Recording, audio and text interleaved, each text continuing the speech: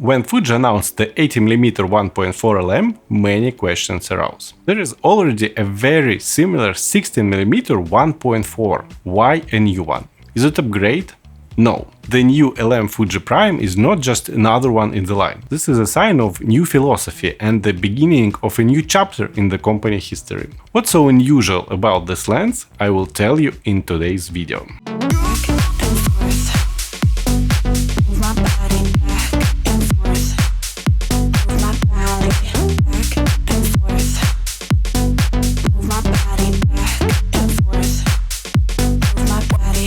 On paper, 16mm and 80mm 1.4 lenses are very similar.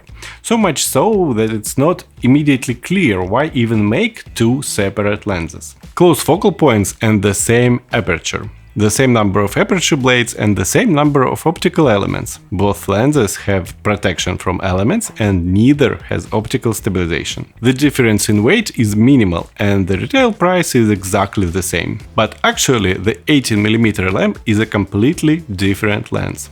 It is a representative of the new line of lenses with a fundamentally different approach.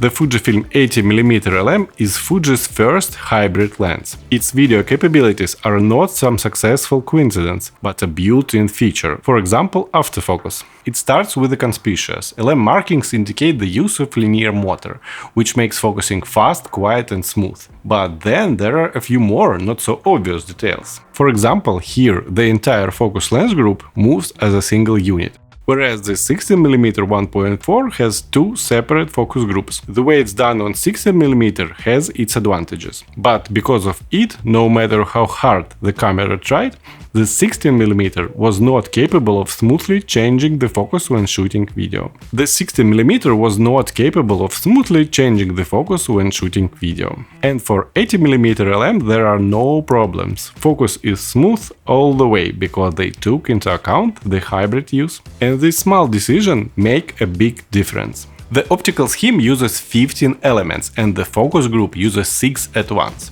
That's a lot. Our favorite 35mm 1.4 Fujifilm Classic has only 8 elements in the entire lens. So many glass elements help this lens to correct all sorts of optical flaws and get a cleaner and sharper picture, like a good hybrid optics should, because fixing it all in post is much more difficult in a video than in a photo. And for video it's crucially important for a lens to provide consistent results when changing focus. There are some lenses that, depending on the shooting distance, can provide different sharpness, contrast and different levels of fringing. We had this problem with 16mm, which gave a very noticeable purple fringing, but only at close range. New 18mm LM lens battles this issue by having a lot of elements in the focus group. It makes the image more stable at different focus distances. There are no problems with fringing, no matter what difficult situation we put this lens into.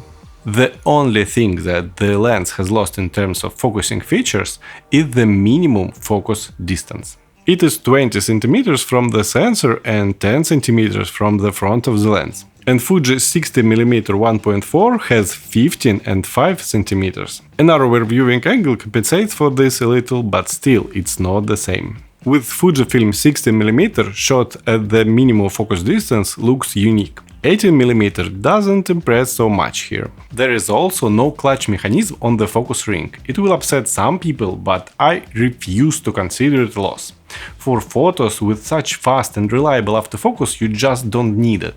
And for video work this is inconvenient, because it doesn't allow you to focus quickly with autofocus and then switch to manual focus. And anyway, linear motor just can't be used for smooth manual focus. It's too jerky. But that's a sacrifice I'm willing to make in order to get fast, silent and very dependable autofocus. Ultimately, new Fuji 80mm lens clearly outperforms autofocus system in current generation of cameras. It's time for an update. Fuji needs to add tracking, add the ability to program focus pulls and generally improve autofocus. We're waiting to get our hands on XH2, maybe there will be something new. Another important parameter for a hybrid lens is weight and size. This lens weighs only 370 grams, despite 15 elements, wide 1.4 aperture and modern autofocus. It's even lighter than 16 1.4. For this, Fuji really deserves a praise.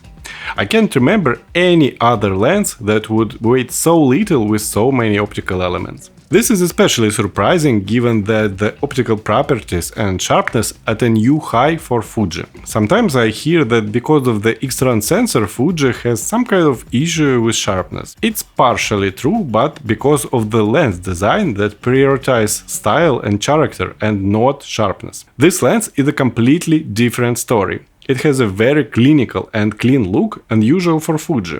But at the same time, this is the sharpest Fujifilm lens that currently exists.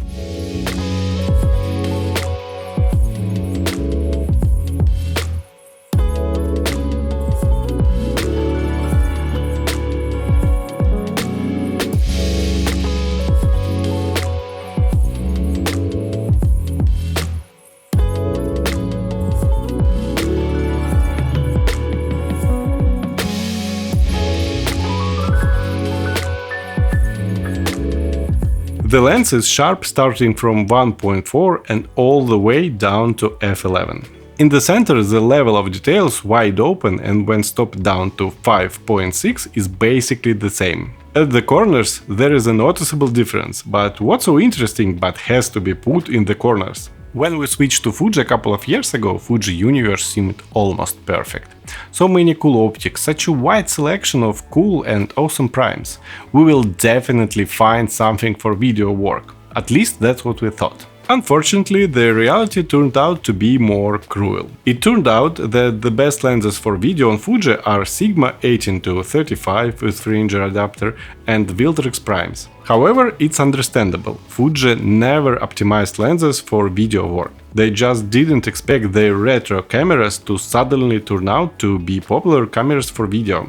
So it took them almost 3 years to adapt, and finally the situation began to change. The 18mm 1.4 is a powerful hybrid prime for Fuji, just like all the new lenses with the LM label. In this lens everything is done as we ever wanted. It's what we was looking for all this time. It's a new level of sharpness for Fuji. It has fast, precise and quiet autofocus, but still very compact size and with stunning Fuji colors. Personally, I simply have nothing to complain about except maybe for the price. $1,000 is a lot of money for APS-C lens. But for such a fantastic glass, it's well worth it. After success of X-T3, video features is a significant part of Fujifilm brand.